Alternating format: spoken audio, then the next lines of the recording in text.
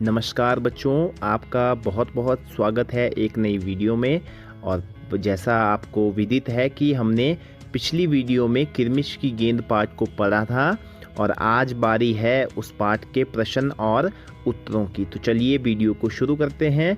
आज का हमारा प्रश्न क है, दिनेश की माँ मशीन चलाते चलाते बोली, बेटा कहाँ जा रहे हो?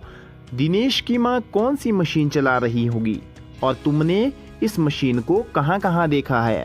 तो दिनेश की माँ सिलाई मशीन चला रही होगी। आपने क्या उत्तर लिखना है? दिनेश की माँ सिलाई मशीन चला रही होगी। आपने सिलाई मशीन को कहाँ कहाँ देखा है? तो हमने इस मशीन को अपने घर, पड़ोसियों के घर व दर्जी की दुकानों पर देखा है। हमने सिलाई मशीन को अपने घर में देखा है, पड़ोसियों के घर में देखा है और साथ ही दर्जियों की दुकान पे देखा है जहां वे लोगों के कपड़े सिलाते हैं। उसके बाद ख है, दिनेश ने सारी सीताफल की बेल छान मारी। दिनेश क्या खोज रहा था? दिनेश को कैसे पता चला होगा कि क्यारी में वही चीज गिरी है?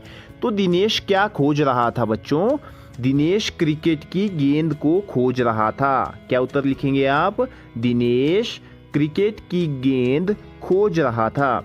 और दिनेश को कैसे पता चला कि वो चीज़ जो है वो क्यारी में गिरी है? तो दिनेश को क्यारी में किसी चीज़ के गिरने की आवाज़ सुनाई दी थी। जब दिनेश अपने घर में था तो उसे घर के पीछे वाले बगीचे की क्यारी में किसी चीज़ के गिरने की आवाज़ सुनाई दी थी। उसने उससे अनुमान लगाया कि वहाँ गेंद गिरी होगी। तो इस तरह से दिनेश को पता चला कि क्यारी में कोई चीज़ गिरी हुई है।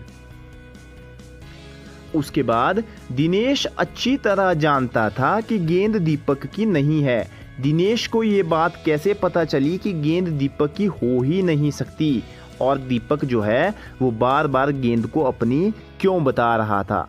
तो बच्चों, दिनेश को जो गेंद मिली थी वह चमचमाती हुई नई गेंद थी।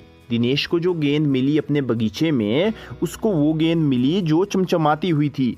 दीपक ने उसे बताया था कि 5 महीने पहले उसकी गेंद खोई थी। तो दीपक ने उसको बताया था कि उसकी गेंद जो है वो 5 महीने पहले खो गई थी।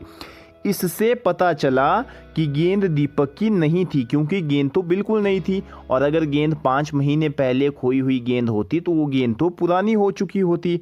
दीपक बार बार गेंद को इसलिए अपना बता रहा होगा क्योंकि वो गेंद को लेना चाहता था। वो चाहता था कि वो गेंद उसकी हो, इसलिए बार बार वो जोर दे रहा था कि वो जो गेंद है वो उसकी ही है।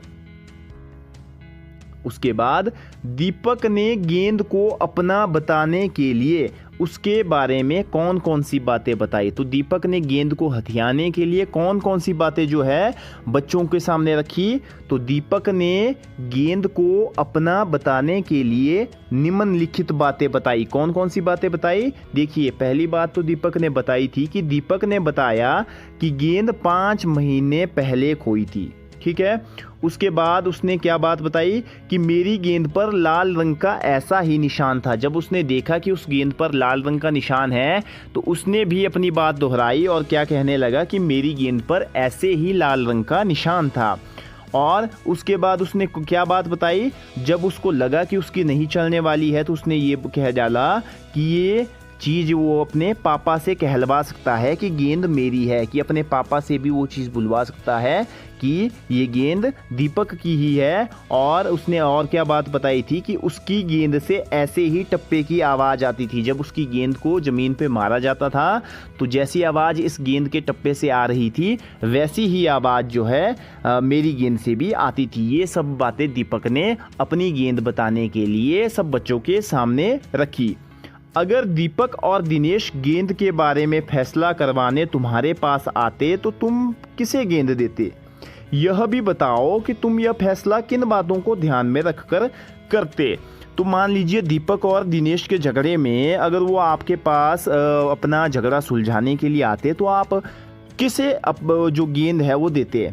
और आपने ये भी बताना है कि जब आप अपना फैसला सुनाते तो किन किन बातों को जो है वो ध्यान में रखते। तो देखिए, गेंद दिनेश को दी जानी चाहिए थी। तो देखिए, कायदे से अगर बात करें तो गेंद तो दिनेश को ही मिलनी चाहिए थी, क्योंकि उसने बिल्कुल सच सच बता दिया था। लेकिन दीपक जो है वो झूठ बोल रहा था। दीपक की गेंद तो 5 महीने पहले खोई थी, जबकि जो गेंद दिनेश को मिली थी वो गेंद कैसी थी, वो गेंद नई थी। इसलिए अगर हमें फैसला करने के लिए कहते तो हमें गेंद दिनेश को दे देनी चाहिए थी, क्योंकि उसने ईमानदारी से सब बातें जो है सच्चाई के साथ सबके सामने रखी। लेकिन दीपक सबके सामने झूठ बोलता रहा, गेंद को हथियाने के लिए उसने कई सारी बातें गढ़ी।